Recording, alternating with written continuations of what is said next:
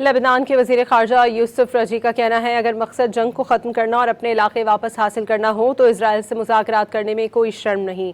London से शाया होने वाले अरबी अखबार को इंटरव्यू देते हुए लेबनानी वज़ीर ख़ारजा ने वाज़ेह किया कि लेबनान का मुज़ाकरात का फ़ैसला हथियार डालना नहीं बल्कि कौमी मफाद का एक ज़रिया है।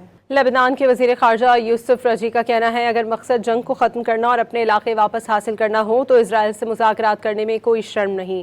लंदन से शाया होने वाले अरबी अखबार को इंटरव्यू देते हुए लेबनानी वज़ीर ख़ारजा ने वाज़ेह किया कि लेबनान का मुज़ाकरात का फ़ैसला हथियार डालना नहीं बल्कि कौमी मफाद का एक ज़रिया है। लेबनान के वज़ीर ख़ारजा यूसुफ रज़ी का कहना है, अगर मकसद जंग को ख़त्म करना और अपने इलाके वापस हासिल करना हो तो इजराइल से मुज़ाकरात करने में कोई शर्म नहीं। लंदन से शाया होने वाले अरबी अखबार को इंटरव्यू देते हुए लेबनानी वज़ीर ख़ारजा ने वाज़ेह किया कि लेबनान का मुज़ाकरात का फ़ैसला हथियार डालना नहीं बल्कि कौमी मफाद का एक ज़रिया है। लेबनान के वज़ीर ख़ारजा यूसुफ रज़ी का कहना है, अगर मकसद जंग को ख़त्म करना और अपने इलाके वापस हासिल करना हो तो इजराइल से मुज़ाकरात करने में कोई शर्म नहीं।